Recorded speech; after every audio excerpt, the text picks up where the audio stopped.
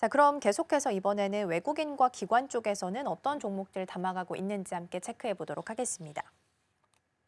네, 먼저 첫 번째로 외국인 쪽 먼저 확인해 보면요. 오늘은 삼성전자가 1위에 자리를 하고 있고요. 4위에는 SK하이닉스가 함께 자리합니다. 오늘 의외로 외국인 쪽에서는 반도체 투톱을 같이 담아가고 있는데요. 일단 엔비디아는 시간 외에서 6% 넘게 빠졌죠. 앞서서 대표님께서 살짝 힌트 주셨지만 H20 다시 한번 중국 쪽에 수출하는 거에 있어서 통제 조치가 내려지게 됐습니다. 말하라고 방문한 이후에 좀 분위기가 우호적으로 흘러가나 했더니 일단은 뒤통수를 좀 맞은 것 같습니다. 그래서 SK하이닉스가 오늘은 삼성전자 대비해서 당연히 더 많이 빠집니다. SK하이닉스가 지금 3%대 밀리고 있고요. 삼성전자도 못지않게 1.9% 하락세 연출하고 있습니다. 그리고 오늘 의외로 LG에너지솔루션이 외국인 상단에 자리하고 있습니다.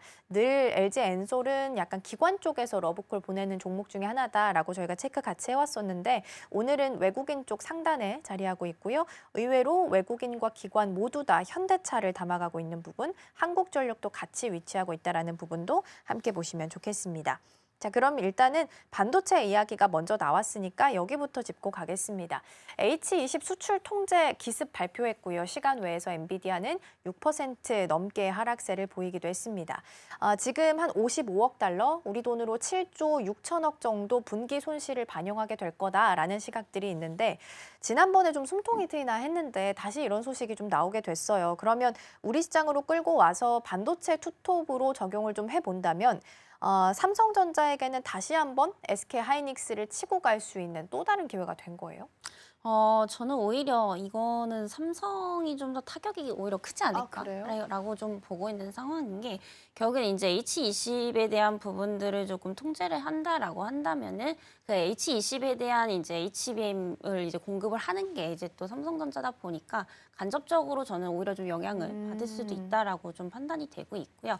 다만 이제 삼성전자 같은 경우에 하이닉스에 비해서 이 저가형 메모리 특히나 이제 중국향 매출 의존도가 좀 높기 때문에 전체적인 어떤 분위기는 하이닉스보다는 미국에 대한 어떤 의존도가 좀 낮다라는 점에서 이 엔비디아에 대한 어떠한 그런 이제 악재에 대한 부분들에 있어서는 영향을 좀 덜 받을 수도 있겠다라는 생각을 하고 있지만 그 내용을 조금 뜯어보게 되면은 결국 이제 H20에 대한 그 HBM 공급을 누가 하느냐를 본다면은 삼성전자가 조금 비중이 높은 편이거든요. 이렇게 된다라고 한다면 이제 공급에 대한 어떤 감소로 좀 이어질 수도 있는 부분들이기 때문에 뭐 직접적은 아니어도 간접적인 이런 타격도 충분히 좀 있을 수 있다라고 좀 판단이 됩니다. 그래서 오늘 저는 사실 이제 삼성전자가 하이닉스보다 훨씬 더 많이 밀릴 줄 알았는데 오히려 조금 하이닉스 쪽이 훨씬 더 밀리는 좀 이제 분위기죠. 근데 결국에 이런 부분들을 본다면 여전히 이제 SK하이닉스는 엔비디아의 주가를 그대로 좀 쫓아가는 이런 경향들이 훨씬 더 큰 것 같습니다. 그래서 아무래도 프리마켓에서 현재 엔비디아가 5% 넘게 하락이 나오면서 하이닉스에도 이런 이제 어떤 우려감들이 선제적으로 조금 반영이 되고 있는 게 아닌가라고 좀 판단이 되고 있는 상황이고요. 그럼에도 이제 반도체 쪽은 저는 계속해서 좀 긍정적으로 보는 이유가 결국에는 이제 실적이 계속해서 좀 증명을 해주고 있는 부분들이거든요.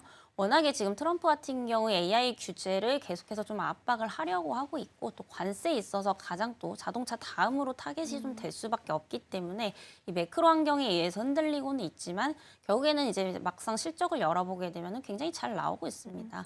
삼성전자도 이제 잠정 실적에서 굉장히 좀 예상보다 좋은 이런 실적들이 나왔고 또 SK하이닉스도 이번에 이제 3분기 들어서 또 역대 최대 실적이 좀 기대가 되고 있는 만큼 여전히 이제 수요에 대한 부분들은 지속적으로 좀 이루어지고 있다라고 좀 판단이 되고 있는 상황이고요. 결국에 이제 SK하이닉스도 이번 연도에 대한 어떤 실적에 대한 기대치는 계속해서 좀 높아지고 있는 상황입니다.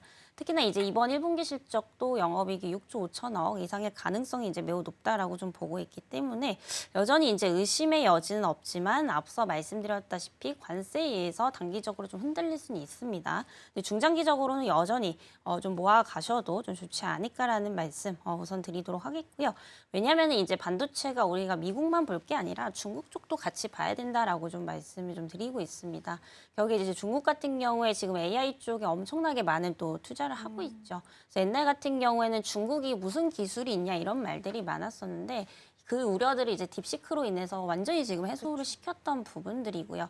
특히나 이제 중국 같은 경우에 이제 AI뿐만이 아니라 모든 산업에 있어서 대체적으로 이제 저가형을 조금 선호하는 편입니다. 근데 저가형이라고 해서 이제 뭔가 성능이 안 좋냐라고 본다면 그것도 옛날 말인 것 같아요. 특히나 뭐 최근에 전기차라든지 AI 쪽도 오히려 이제 가격은 싼데 기술은 거의 미국이랑 동등한 이런 제품들도 상당히 좀 많이 나오고 있는 만큼 우리가 이제 중국 쪽에 또 이제 메모리 쪽을 좀 수출을 하고 있기 때문에 결국에 이 부분에 있어서는 또 삼성전자가 또 이제 그 수혜를 좀 받을 수 있다라고 좀 보고 있고요.